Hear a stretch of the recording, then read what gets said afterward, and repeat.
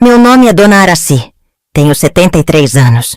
E se alguém me dissesse anos atrás que um monte de lata amassada mudaria minha vida, eu teria dado risada. Mas foi exatamente isso que aconteceu. Não de um jeito fácil, nem bonito. A vida me ensinou na marra, com dureza, com vergonha, com desprezo alheio e solidão. Mas também me ensinou que quem anda olhando para o chão, muitas vezes encontra mais do que quem passa correndo, olhando para o alto. Mas antes de começar, me conta aí de qual cidade você está assistindo essa história. E se inscreve no canal, viu? Isso ajuda demais e faz esse tipo de história chegar a mais gente que precisa ouvir. Minha filha. Durante anos fui conhecida no meu bairro como a Velha das Latinhas.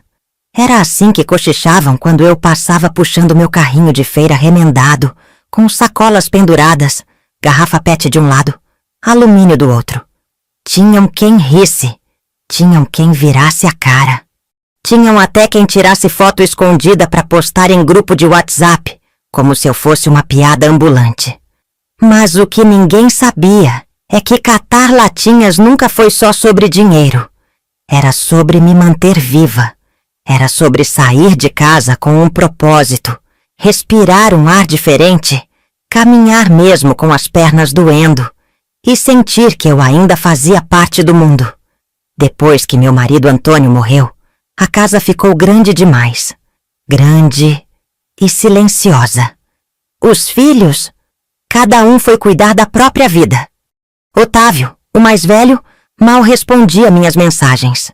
Lorena, a caçula, dizia que vivia ocupada. A verdade é que, sem o pai, eu tinha deixado de ser útil.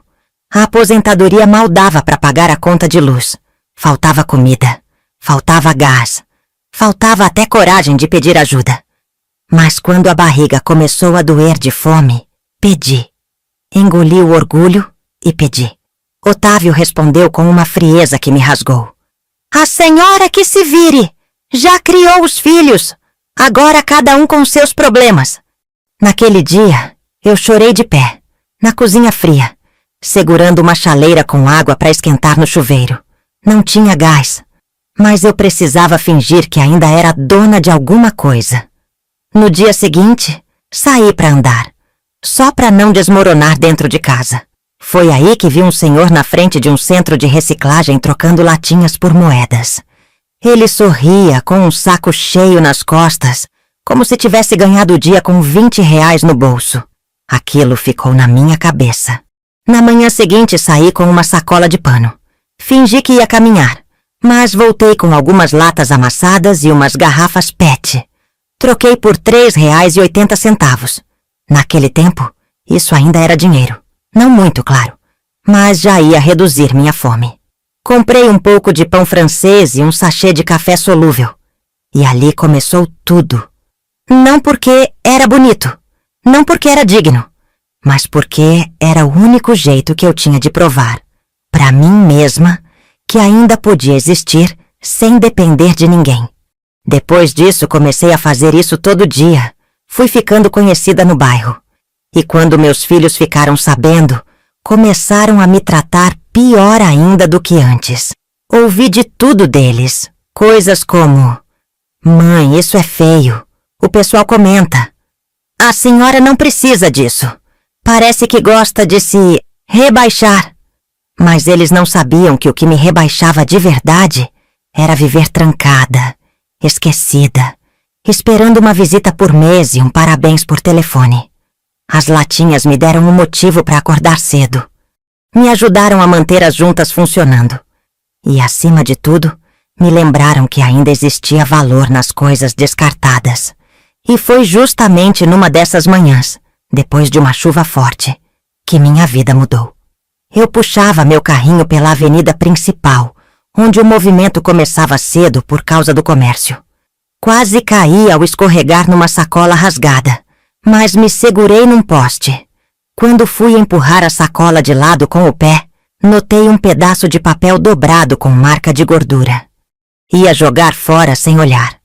Mas algo me disse para abrir.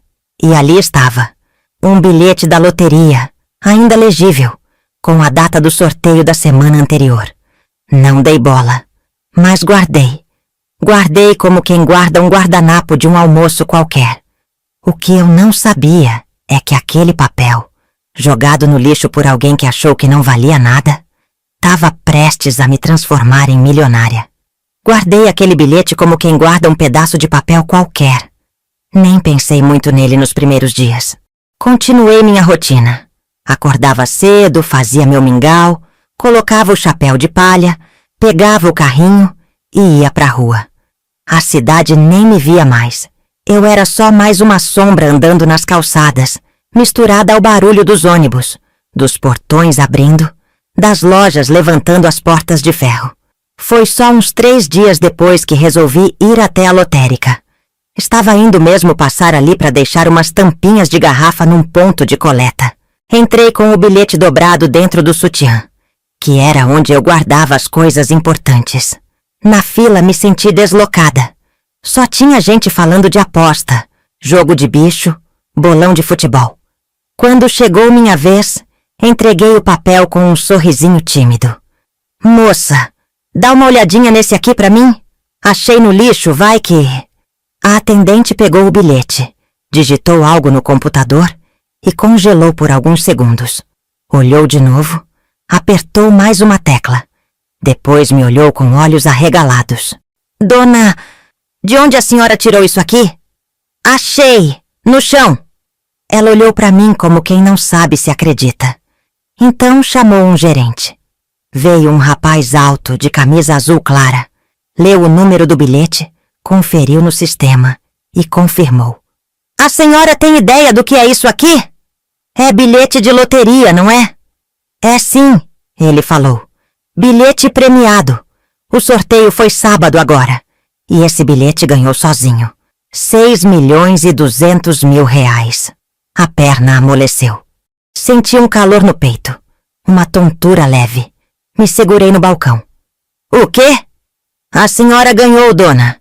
Isso aqui vale 6 milhões de reais. Fiquei muda. Saí de lá sem entender como. Me deram uma via do comprovante e instruções do que fazer. Levar até a Caixa Econômica, apresentar os documentos, confirmar o CPF. Mas minha cabeça não acompanhava. 6 milhões? Eu que contava moedas para comprar um saquinho de arroz. Eu que era tratada como piada por catar latinha. Eu que tomava banho gelado para economizar energia. De repente, eu tinha 6 milhões. Voltei para casa a pé. 1 hora de caminhada com o coração saindo pela boca. Fechei portas, janelas, tranquei tudo. Sentei na beirada da cama e encarei o bilhete de novo. Será que era verdade? Será que alguém ia bater aqui dizendo que o bilhete era dele? Será que eu podia contar para alguém? Não contei. Nem para os meus filhos, nem para as vizinhas, nem para ninguém. Escondi o bilhete numa caixinha de metal velha, que ficava no fundo da despensa, atrás dos potes de sorvete vazios, e passei a noite em claro, pensando, porque a alegria era grande, mas o medo era maior ainda. Os dias seguintes foram os mais longos da minha vida. Acordava, tomava café e saía com o carrinho como sempre. Mas agora com um bilhete milionário, escondido na caixinha da despensa, atrás dos potes velhos. Cada pessoa que passava por mim na rua parecia saber. Cada vizinha que me olhava parecia desconfiar. Cada moto que passava mais devagar parecia estar me vigiando. A verdade é que o medo tomou conta. O medo de perder, de ser roubada, de alguém aparecer dizendo que aquele bilhete era dele. Mesmo sabendo que eu tinha achado no lixo. Mesmo sabendo que legalmente era meu. O medo não é lógico. Ele se espalha como mofo nas paredes da alma. Levei quase 1 semana até criar coragem para ir à agência da Caixa. Lá fui atendida por uma gerente chamada Beatriz. Uma mulher de óculos, cabelo bem preso e jeito sério, mas gentil. Contei a história como quem conta um caso de novela. Falei devagar, com cuidado. Ela ouviu tudo em silêncio e ao final disse: Dona Araci, a senhora precisa entender que esse dinheiro vai mudar tudo. Tudo mesmo. Mas também vai trazer responsabilidade, confusão e muito olho em cima. Ela me orientou sobre o prazo, o processo, os impostos. Me perguntou se eu queria manter o nome em sigilo. Respondi que sim, pelo amor de Deus. Ela sorriu de leve e me entregou uma lista de documentos e instruções. Saí de lá mais tensa do que entrei. Voltei para casa com a sensação de que estava carregando um segredo pesado demais para uma velha sozinha como eu. E, ao mesmo tempo, comecei a sentir outra coisa. Raiva. Raiva de tudo que tive que engolir calada durante anos. Das vezes que me chamaram de sujeira, de coisa largada. Dos olhares dos próprios filhos, principalmente da Lorena, minha filha mais nova, que dizia que eu envergonhava a família andando com aquele carrinho sujo pelas ruas. Eles nunca quiseram saber como eu vivia, só o que eu parecia. Agora, eu era rica. E ninguém sabia. Mas junto com a raiva veio um pensamento. E se eu não contasse? E se eu simplesmente continuasse igual? Sem mudar casa, sem mudar roupa, sem avisar ninguém? Durante as semanas seguintes, foi exatamente isso que fiz. O dinheiro caiu na conta. Fiquei olhando para o extrato com os olhos marejados. Nunca vi tanto número junto na vida. Deixei uma parte aplicada com a ajuda de Beatriz. Peguei só um pequeno valor e troquei meu fogão velho por um novo. Mas pedi para o entregador deixar o antigo encostado no quintal, para não levantar suspeita. Continuei com minhas latinhas, com minha feira, com meu silêncio. Mas algo em mim já não era o mesmo. Era como se, pela primeira vez, eu soubesse de algo que ninguém mais sabia. E pela primeira vez, eu gostava disso. Demorou pouco para começarem a notar que tinha algo diferente em mim. Não era o fogão novo, nem a roupa que continuava a mesma. Mas era o meu jeito, meu silêncio mais firme, minha ausência de pedidos, minha tranquilidade. Na primeira semana foi o Marcelo, meu neto mais velho, que mandou mensagem. Oi, vó, tudo bem? Sonhei com a senhora esses dias. Tava com saudade. Achei bonito, mas estranho. Ele nunca mandava nada. 2 dias depois foi a vez da minha filha Lorena aparecer por aqui. Ela, que sempre dizia não ter tempo, chegou com um potinho de doce e um sorriso forçado. Oi, mãe. Tava passando por aqui e resolvi dar um pulo. Como a senhora tá? Do mesmo jeito, falei. Mas ela continuou com as perguntas. Mãe, vi que a senhora trocou o fogão, né? Que bom! Tava na hora. Onde arrumou o dinheiro? A pergunta veio seca, com o veneno por trás. Respondi só o básico. Juntei, reciclei, catei, fiz render. Ela fingiu rir, mas não insistiu. Foi embora dizendo que ia voltar mais vezes, mas não voltou. Mas na semana seguinte, foi o Otávio, meu filho do meio. Apareceu com um engradado de refrigerante e uma conversa mais mole do que de costume. Mãe, tava pensando em reformar o puxadinho aqui atrás, se a senhora deixar. De repente dá até para fazer um quartinho para mim e a Tânia, caso a gente precise ficar por aqui uns tempos. Não respondi de cara. Falei que ia pensar. Porque eu já estava vendo a movimento. Antes eu era vergonha. Agora virei possibilidade. Eles não sabiam de nada, mas estavam farejando alguma coisa. E era exatamente por isso que eu continuava com minhas latinhas. Saía todo dia de manhã, com meu carrinho barulhento, atravessando as mesmas ruas, ouvindo as mesmas risadinhas disfarçadas. Deixava que eles continuassem achando que eu era só a velha que recusava na aposentadoria quieta. E aos poucos, fui percebendo algo curioso. O povo começou a mudar o tom. A vizinha fofoqueira que sempre comentava das minhas roupas agora, elogiava minha força de vontade. O rapaz da padaria, que antes fingia não me ver, agora perguntava se eu queria o pão do dia anterior por metade do preço. A própria Lorena mandava mensagens com frequência, perguntando se estava tudo bem, se eu não queria morar mais perto da casa dela. Eles achavam que estavam me enganando com esse cuidado repentino. Mas não sabiam que por trás da minha cara de boba tinha uma mulher que viu de perto como o mundo trata quem é descartado e que agora, com dinheiro no banco e segredo na alma, estava esperando o momento certo de mostrar que não tinha nascido ontem. Com o tempo percebi que não era só minha vida que estava mudando. Era o jeito como eu via as pessoas também. Passei anos sendo ignorada, invisível, tratada como uma ex-mulher, ex-mãe, ex-cidadã. Mas agora, com uma conta recheada no banco e um segredo queimando no peito, comecei a observar tudo por outro ângulo. E uma coisa eu sabia. Eu não queria virar uma versão envernizada de mim mesma. Não queria comprar uma casa de revista, nem desfilar com bolsa de grife, nem tirar foto em aeroporto para provar que venci. Meu maior prazer era continuar caminhando pelas mesmas ruas, mas agora sabendo que eu tinha escolha. E foi por isso que num sábado de sol, sentei na varanda com um caderninho velho e comecei a anotar nomes. Gente que, como eu, catava latinha, como por exemplo o seu Dirceu, que morava num barraco coberto de lona com a neta deficiente. A dona Amália, que juntava garrafas de madrugada para pagar o aluguel do filho viciado. O Raul, um menino de 20 e poucos anos que empurrava o carrinho com um braço só depois de um acidente na construção. Fiz uma lista com calma. E aí, com a ajuda discreta da gerente Beatriz, que foi se tornando uma amiga e a única em que eu podia confiar, comecei a fazer doações anônimas. Paguei contas atrasadas, comprei carrinhos novos, doamos cestas básicas e kits de segurança. Tudo sem que ninguém soubesse que era eu. Usamos o nome de uma associação comunitária, fictícia.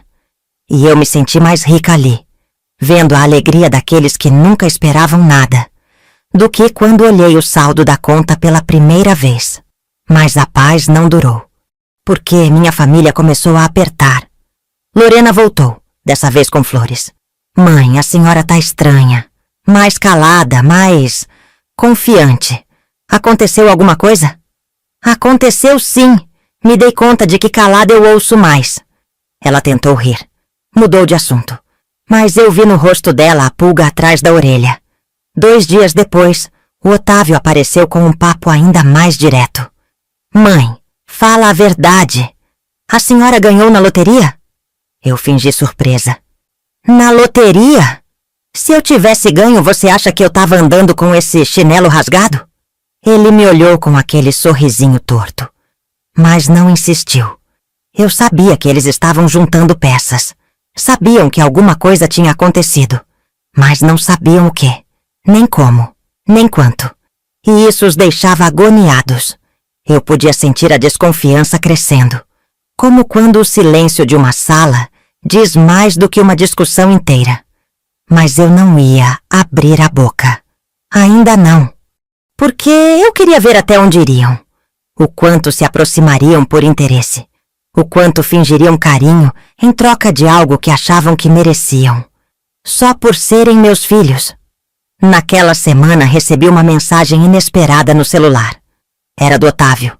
Mãe, a senhora pode vir aqui em casa para jantar amanhã. Eu, a Tânia e os meninos queríamos conversar com calma. Fiquei com aquilo na cabeça o dia inteiro. Não era comum me chamarem para jantar. Na verdade, a última vez que me convidaram para alguma coisa fora do Natal tinha sido... Bom, nem lembro mais. Mesmo assim fui. Coloquei minha blusa mais ajeitadinha, passei um batom claro e fui andando até lá. Era perto, uns 15 minutos a pé. Fiz questão de ir com o mesmo carrinho velho, mesmo que vazio. Quando cheguei, fui recebida com abraços apertados demais e sorrisos forçados. A comida era boa. Macarronada com frango assado, refrigerante gelado, tudo bem diferente do que costumavam me oferecer.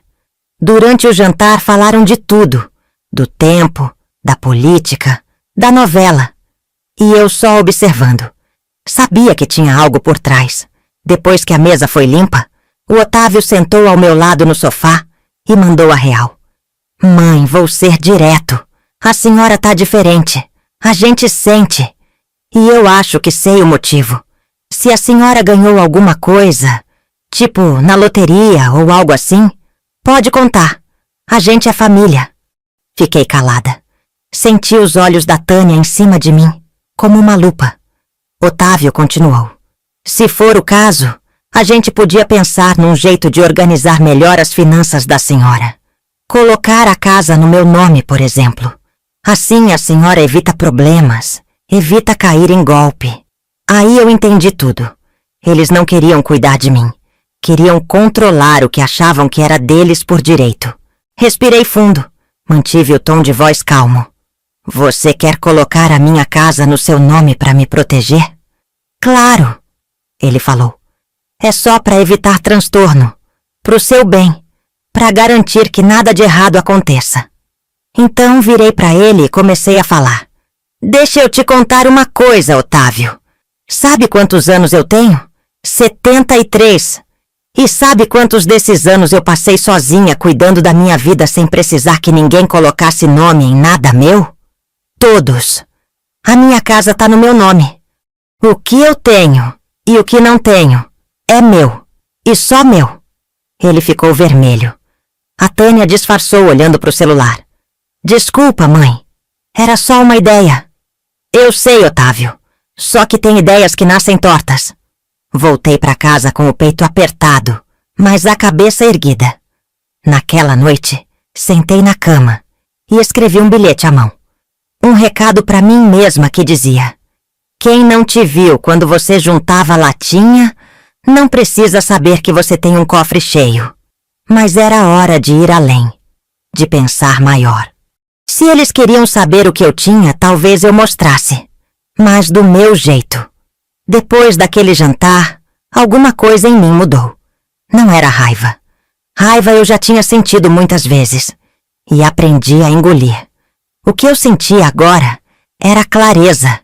Eles não queriam saber como eu estava. Eles queriam saber quanto eu tinha. E foi aí que eu entendi. Se eu continuasse quieta, iam continuar rondando, esperando um vacilo, um deslize, um momento de fragilidade.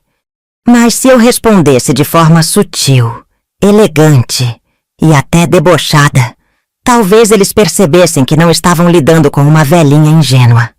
Foi então que tive uma ideia. Voltei a fazer minha rota de latinhas, como sempre. Mas dessa vez, fiz algo diferente. Comprei 5 carrinhos novos de alumínio reforçado, todos com rodas grandes, capa protetora e faixa refletiva. Distribuí para os catadores mais antigos do bairro, mas com uma condição. Cada um deles usaria um colete escrito: Latinha vale ouro. No começo eles riram, mas aceitaram. Um deles até disse: Dona Araci, isso aqui vai chamar atenção. É pra chamar mesmo. Tô cansada de ver gente ser invisível. Na semana seguinte organizei, com a ajuda da Beatriz e um pessoal da paróquia, uma ação simples. Um mutirão de reciclagem na Praça Central, com coleta, música, café e cartazes com frases como: respeite quem faz a cidade respirar. Reciclar é viver. O que você joga fora pode salvar alguém. Eu fiquei ali, sentada na sombra, com um chapéu de aba larga e um copo de café na mão, observando tudo. A praça se encheu de gente. Crianças curiosas, adultos tirando fotos. Até repórter apareceu. E eu ali, sem dizer que fui eu que banquei tudo.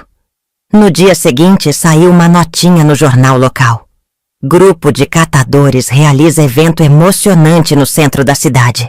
A ação chamou atenção pela organização e pelas frases de impacto nos coletes. A origem do financiamento é desconhecida. Minhas vizinhas cochichavam, tentando descobrir quem era o anjo misterioso. Enquanto isso, meus filhos me ligavam com a voz mansa demais. Mãe, a senhora viu aquele evento dos catadores? Que coisa linda, né? A senhora devia ir. Eu respondia. Eu fui. Tava lá, bem debaixo do nariz de todo mundo. E eles riam, achando que era brincadeira. Mas aquilo foi o suficiente para espalhar uma pulga atrás da orelha de todo mundo. E foi aí que percebi. Eu não precisava esconder o que tinha. Só precisava deixar que pensassem o que quisessem, enquanto eu fazia exatamente o que queria. Até que um dia Lorena veio me visitar. Uma visita que não foi anunciada. Ela apareceu no portão numa quarta-feira à tarde, com cara de poucos amigos e sem aquele tom meloso de antes. Pediu para entrar, sentou no sofá e ficou me encarando. Sem doce, sem potinho, sem sorriso. Só os olhos pesados, carregados de algo que ela não dizia. Então ela perguntou: "A senhora vai me dizer o que está acontecendo ou eu vou ter que descobrir sozinha?" "Depende", respondi. "O que você acha que está acontecendo?" Ela suspirou irritada e disse: "Tá todo mundo comentando, mãe. Os vizinhos, o pessoal do grupo da igreja, até gente do trabalho do Otávio. Falam que a senhora tá bancando os catadores, que tem dinheiro escondido, que a senhora ganhou na loteria. E o pior, que a senhora tá rindo da nossa cara, como se a gente tivesse merecendo isso."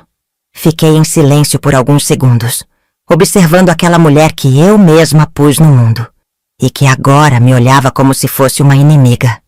"Vocês mereceram sim, não por causa do dinheiro, mas pelo abandono."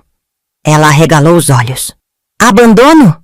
"Sim, abandono", respondi. "Quando seu pai morreu, eu fiquei aqui sozinha com tudo. Você sumiu.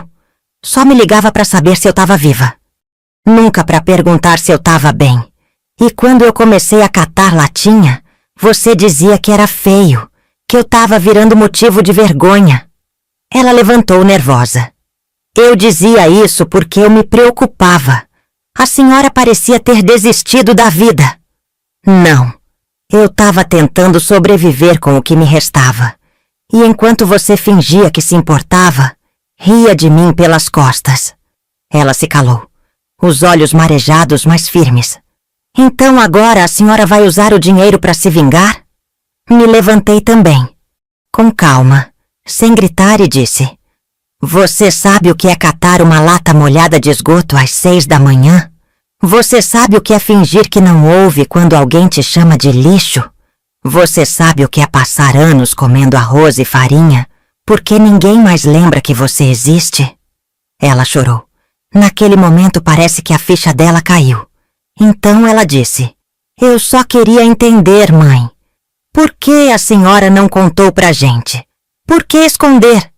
Porque quando eu não tinha nada, ninguém queria ouvir. E quando eu encontrei algo que era só meu, eu escolhi guardar. Não por vingança, mas porque pela primeira vez eu queria ser dona de alguma coisa sem precisar pedir permissão." Ela enxugou as lágrimas. Ficou alguns segundos calada até que perguntou: "A senhora ainda tem espaço para mim?" "Tenho", eu respondi. "Mas não venha atrás do meu dinheiro. Venha atrás de mim." Ela assentiu, e pela primeira vez em muitos anos, me abraçou sem pressa. Depois da conversa com a Lorena, alguma coisa entre nós mudou. Não ficou tudo bem. Não teve pedido de desculpas formal, mas houve silêncio. E no nosso caso, o silêncio foi sinal de respeito. Ela passou a vir aos poucos, trazia pão, ajudava a limpar casa, lavava a louça do café. Nunca mais falou em dinheiro, nem em herança. E aos poucos, foi redescobrindo a mãe que sempre esteve ali. Não como uma coitada, mas como uma mulher inteira, com história própria. O Otávio também recuou. Sumiu por um tempo, talvez ferido no orgulho. Talvez com medo de ouvir a verdade de novo. Não liguei. Não fui atrás. Eu já tinha passado a vida inteira correndo atrás dos outros. Agora era hora de me deixar ser procurada, se quisessem. Enquanto isso, o projeto que iniciei com os catadores naquele dia foi crescendo. De alguma forma, descobriram que era eu que estava por trás de tudo. E então, alguns comerciantes que viram a matéria no jornal local entraram em contato para ampliar aquilo tudo. Se ofereceram para doar materiais. Uma ONG entrou em contato oferecendo apoio. E um grupo de jovens universitários sugeriu transformar aquilo numa iniciativa formal de reciclagem comunitária. Fizeram um nome bonito. Rede Raiz. Porque começava do chão, das mãos, da base. E pela primeira vez, sugeriram algo que me pegou de surpresa. Dona Araci, a senhora devia ser o rosto disso. Sua história é o que dá sentido para tudo. Recusei de imediato. Eu não quero ser rosto de nada, minha filha. Eu já fui invisível demais para virar vitrine agora. Mas a ideia ficou na minha cabeça. Será que eu não estava me escondendo demais? Será que continuar no escuro era prudência ou medo? Foi a Beatriz, a gerente do banco, que naquele momento já tinha se tornado uma grande amiga, que me disse a frase que virou uma chave. Não é sobre se mostrar, é sobre ocupar espaço. A senhora não precisa aparecer para brilhar, mas também não precisa se apagar para ninguém se sentir confortável. Respirei fundo. Pensei em todas as vezes que ri de nervoso quando me chamaram de a velha das latinhas. E pensei que talvez fosse a hora de tomar esse nome de volta e fazer dele um título de honra. Demorei 3 semanas para aceitar gravar um depoimento. Não era um vídeo profissional, nem campanha política, nem propaganda de banco. Era um registro simples para ser usado num projeto de educação ambiental da ONG que apoiava a Rede Raiz. Eles me colocaram sentada numa cadeira de madeira, debaixo de uma árvore. A câmera era pequena. A equipe, 2 meninas novas com cara de quem ainda acreditava no mundo. Me deram um microfone de lapela e disseram: "Fala como se estivesse conversando com uma amiga." Eu respirei fundo, olhei para a câmera e disse: "Comecei a catar latinhas quando já não tinha o que comer. Pedi ajuda para os meus próprios filhos e recebi silêncio. Então fui buscar valor no que os outros jogavam fora. E encontrei mais humanidade nas ruas do que dentro da minha própria casa. Foi só isso. Simples, direto, sem maquiagem." 2 semanas depois, o vídeo começou a circular. Primeiro num grupo da igreja, depois num jornalzinho da cidade, depois em redes sociais de gente que eu nem conhecia. Me paravam na rua. "Dona Araci, é a senhora naquele vídeo?" A senhora falou tudo. Fiquei emocionada. Se minha mãe estivesse viva, ia adorar conhecer a senhora. E eu só sorria, agradecia e voltava pro meu carrinho. Mas é claro que nem todo mundo reagiu bem. Otávio me ligou numa tarde com a voz irritada. "A senhora tá famosa agora, é? Tão dizendo que a senhora virou símbolo da reciclagem. Vai virar política também?" Respondi de forma direta a ele. "Se eu virar, meu filho, vai ser só para aprovar uma lei contra filho interesseiro." Ele desligou sem dar tchau. A Lorena, por outro lado, apareceu com uma expressão diferente. Não era raiva, era vergonha. "Mãe, me desculpa por tudo. Eu vi o vídeo e vi a senhora." "Eu sempre estive aqui", respondi. "Você é que não olhava." Ela chorou de novo. Me abraçou como da outra vez, mas agora sem cobrança, só com entrega. A casa voltou a ter um silêncio leve, sem medo, sem segredos, só com uma mulher velha, um carrinho velho e um nome novo que as pessoas começaram a respeitar. Dona Araci. A que catava latinha e mudou o bairro. As coisas pareciam estar entrando nos trilhos. O vídeo seguia rodando, mas de forma orgânica. Nada de fama nem de confusão. A Rede Raiz crescia devagar, mas com firmeza. E eu, pela primeira vez, sentia que estava exatamente onde queria estar. Invisível para os que zombavam e presente para quem precisava. Mas foi então que a Beatriz, minha gerente, me chamou discretamente numa visita de rotina ao banco. Fechou a porta da salinha, puxou uma cadeira e disse com delicadeza: "Dona Araci, a senhora autorizou alguém a consultar os dados da sua conta recentemente?" Senti o coração dar um salto. "Não. Por quê?" "Recebemos 2 tentativas de acesso indevido. Uma delas por aplicativo. A outra presencial com um rapaz que se apresentou como seu procurador." Arregalei os olhos. "Ele disse que era da família?" "Disse que era seu filho. e que a senhora estava com Alzheimer. A cadeira sumiu debaixo de mim. Senti as pernas fraquejarem. Beatriz segurou minha mão. A gente negou tudo e abrimos um relatório de segurança. Se a senhora quiser, podemos formalizar uma denúncia. Respirei fundo. A sala parecia girar. Depois de tudo que eu ainda havia passado, tentaram me interditar.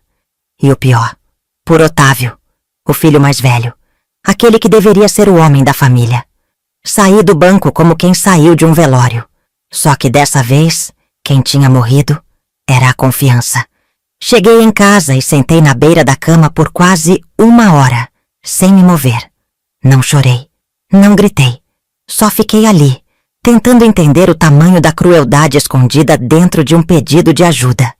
Ele queria me tirar tudo e ainda me pintar como doente. Naquela noite, escrevi outra carta. Não para mim, mas para ele. Otávio, você não me perdeu quando eu juntei latinha, nem quando te disse não. Me perdeu agora, quando tentou me calar com papel e carimbo. E não vai ser o banco que vai te impedir. Vai ser a minha própria voz. Não me procure. Se um dia quiser voltar, venha de mãos vazias e coração aberto. Porque aqui dentro, onde se guarda o respeito, o seu lugar está trancado. Dobrei, coloquei no envelope e deixei na portaria do prédio dele com o porteiro, sem assinatura. Mas ele saberia que era minha. Na manhã seguinte voltei ao banco, mas não fui para reclamar, nem para chorar. Fui para tomar controle. Com a ajuda da Beatriz, fechei todas as brechas, criei senhas novas, troquei cadastro de contato, incluí uma cláusula que impedia qualquer movimentação com terceiros, mesmo com procuração. Também fiz uma reunião com um advogado indicado pela própria gerente. Expliquei tudo com calma. Ele ouviu, anotou e me orientou sobre algo que eu não tinha cogitado antes. A senhora pode criar um testamento em vida, um documento que define tudo com antecedência, inclusive protegendo seus bens contra tentativas de interdição. E foi o que fiz. Não porque eu achasse que ia morrer, mas porque, pela primeira vez na vida, eu queria morrer em paz. Em paz com o que eu construí, com o que deixei, e principalmente com o que não deixei que tirassem de mim. Mas não parei por aí. Comecei a pensar, e se o que aconteceu comigo estiver acontecendo com outras senhoras, outros senhores por aí? Pessoas que são vistas como fardos, que têm medo de ter qualquer coisa, porque sabem que vão ser rodeadas de urubus travestidos de filhos. E decidi transformar o que sobrou da dor em escudo para os outros. Juntei Beatriz, os universitários da Rede Raiz e uma advogada voluntária da paróquia. Criamos uma frente discreta de orientação jurídica e financeira para idosos recicladores e trabalhadores informais. Sem cartaz, sem glamour, sem política. Um grupo de acolhimento e informação, para que nenhuma outra Araci precisasse esconder dinheiro numa caixinha de sorvete por medo da própria família. Batizei o projeto de Guardião Raiz. A ideia era simples. Quem viveu a vida toda no chão também merece dormir com a cabeça tranquila. Foi aí que a imprensa apareceu de novo. Dessa vez não queriam só um vídeo. Queriam uma matéria especial sobre a história por trás da Rede Raiz. A origem, o segredo, a mulher por trás dos coletes e carrinhos. Pensei muito antes de responder. Fama nunca foi meu plano, mas o silêncio também não protege ninguém para sempre. Então resolvi dar a entrevista. A repórter se chamava Lígia e me ganhou com o primeiro gesto. Ela chegou com um gravador simples, um caderno e 2 palavras que quase ninguém me dizia. Com licença! Sentou na minha varanda. Tomou café no copo de requeijão e me ouviu por quase 3 horas. Não interrompeu, não corrigiu, não tentou dramatizar nada. Só ouviu. Quando terminei, ela fechou o caderno e disse: Dona Araci, a senhora não tem ideia do tamanho dessa história. Tenho sim, minha filha, porque eu vivi cada esquina dela. Na semana seguinte, a matéria foi ao ar. A mulher que catar latinhas salvou e que agora protege quem o mundo esqueceu. A foto era minha, empurrando o carrinho de alumínio na praça central, com o colete amarelo escrito Latinha Vale Ouro. A reportagem contava tudo, desde a viuvez, a vergonha dos filhos, o bilhete da loteria até a criação da rede e do guardião raiz. Mas o que me surpreendeu foram os comentários. Me emocionei, lembrei da minha avó. Essa mulher é um patrimônio. A senhora é um exemplo. Obrigado por existir, dona Araci. Mostrei para minha mãe. Ela chorou. Recebi cartas. Sim, cartas. De outras senhoras de outras cidades. De catadores que me viam como inspiração. De jovens dizendo que mudaram o olhar depois de lerem minha história. Mas o que mais me tocou foi uma carta escrita à mão, com letra tremida. Ela dizia: Dona Araci, meu nome é Geraldo. Tenho 71 anos. Catador há 23. Sempre me achei um nada. Mas depois que vi sua história, percebi que o problema não era eu. Era o jeito que me olhavam. Obrigado por devolver meu nome. Guardei essa carta dobrada dentro da Bíblia. No Salmo 23, onde fala que nada me faltará. E naquele momento, pela primeira vez em muitos anos, senti que isso era verdade. Não me faltava mais nada. A vida, às vezes, surpreende a gente nas esquinas mais simples. Foi num fim de tarde qualquer, desses em que o sol pinta tudo de laranja, que ele apareceu. Eu estava sentada na calçada tomando um café ralo quando ouvi a voz. Araci? É você mesmo? Olhei. Demorei para reconhecer. Mas quando olhei de novo, o tempo desapareceu. Meu Deus! Walter! Era ele, o Walter. Meu vizinho de infância, meu primeiro amigo da escola, meu quase tudo, antes da vida separar a gente com boletos, filhos e tragédias. Ele segurava um jornal dobrado na mão. Eu vi você aqui. Tive que vir. Me emocionei com a reportagem. Fiquei sem reação. Só consegui sorrir. Ele se sentou ao meu lado, no degrau da calçada, como nos velhos tempos. Falamos da infância, das árvores da rua, do cheiro do pão que vinha da padaria antiga. Você sempre teve essa força, sabia? Força nenhuma, Walter. Só a teimosia mesmo. Teimosia é o outro nome da coragem. Só muda a forma. Conversamos por horas. Ele contou que ficou viúvo 2 anos atrás, que os filhos estavam longe, que às vezes se sentia como eu me sentia antes, meio esquecido. Nos vimos mais algumas vezes depois disso. Não era romance. Não era reencontro de novela. Era só companhia. Um chá quente no fim do dia. Um jogo de dominó.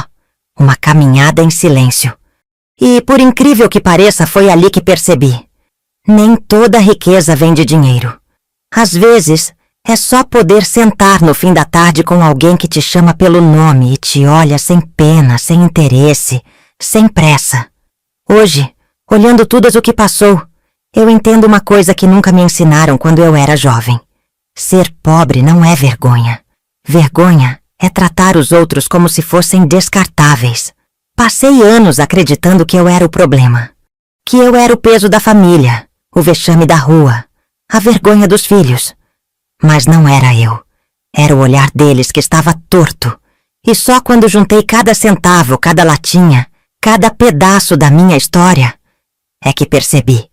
Eu nunca fui lixo. Fui semente. Fui empurrada pro canto, mas ali mesmo eu criei raiz.